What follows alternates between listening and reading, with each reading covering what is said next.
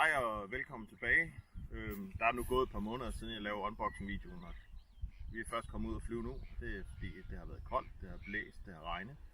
Nu har vi fint vejr, vi har cirka 3 meter i sekundet i vinden, og ja, en stille morgen, og så nu er vi klar til at flyve med dronen.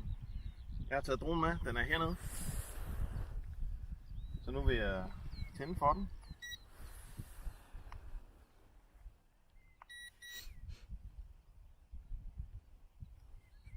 Dronen låser mig op, således. Håndtagene ned hver sin side. Og så trykker på knappen til take-off.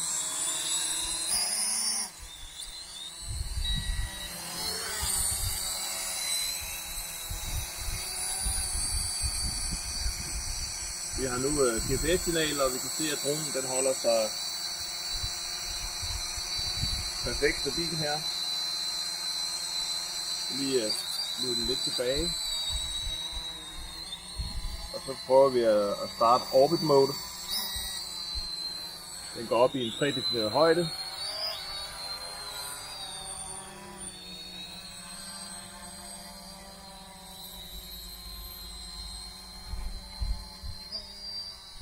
Flyver lidt ud, vender om ned mod mig. Eller os.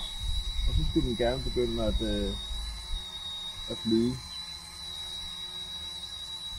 rundt i en cirkel omkring os.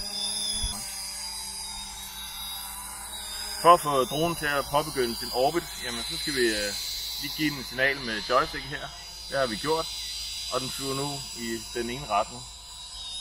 Hvis vi vil have, at den skal stoppe, jamen så trykker vi igen på orbit-knappen. Så stopper den. Hvis vi vil have, at den skal lave orbit den anden vej, trykker vi igen på orbit.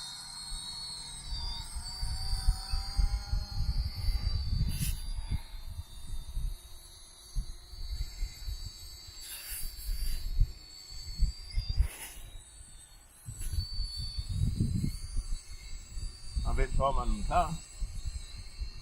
Så holder vi styrepinden den modsatte vej, og dronen vil så lave en orbit den anden vej.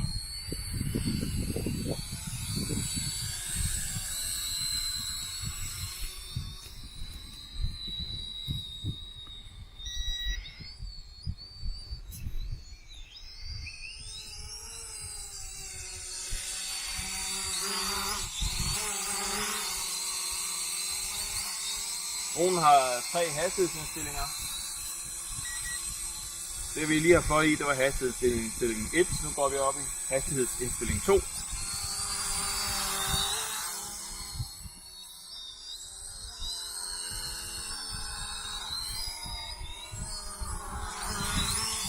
Det var 2'eren.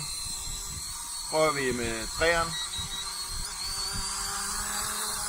Med 3'eren så er der lidt mere fart på. Vi kan se, at den dykker lidt, når den kører fremad mod vinden.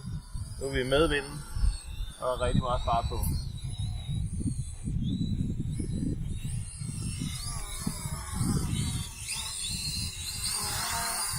For at spare lidt på batteriet, så går jeg ned i hastighedsindstilling 2 igen.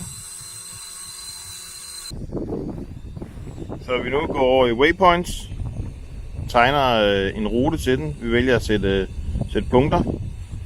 Vi har dronen herude. Det er lige se den. Det er den røde plet på skærmen. Yes. Så tegner vi nogle punkter, den skal flyve.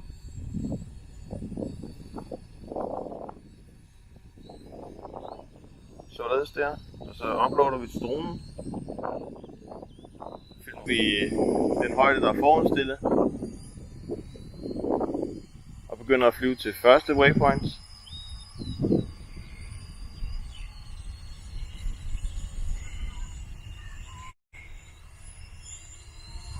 Hvor den så vil dreje og flyve til næste waypoint.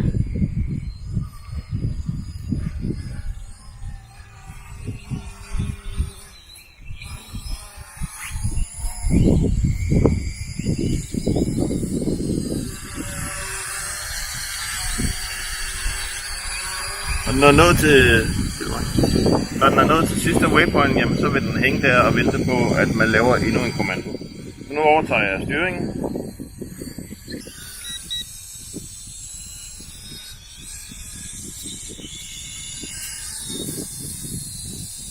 Det sidste jeg vil vise jer. Nu får vi alarmen for, at der er lav batteri. Så lad os prøve en gang lidt væk. Og se om den kan lave en return to home. Som vi gør ved hjælp af den her knap. Den går op i en prædefineret højde.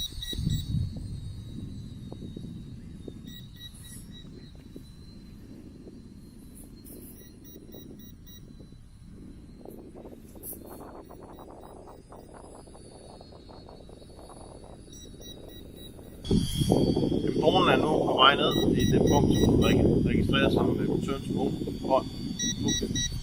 Og når den kommer ned hjem, så lander den ganske automatisk.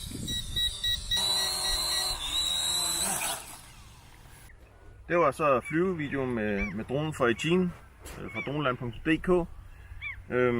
En meget let lille drone.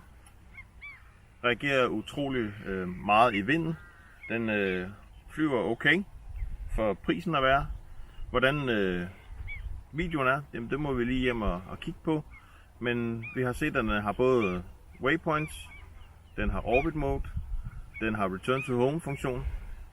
Meget avancerede ting med GPS, som er proppet ned i en lille drone til næsten ingen penge.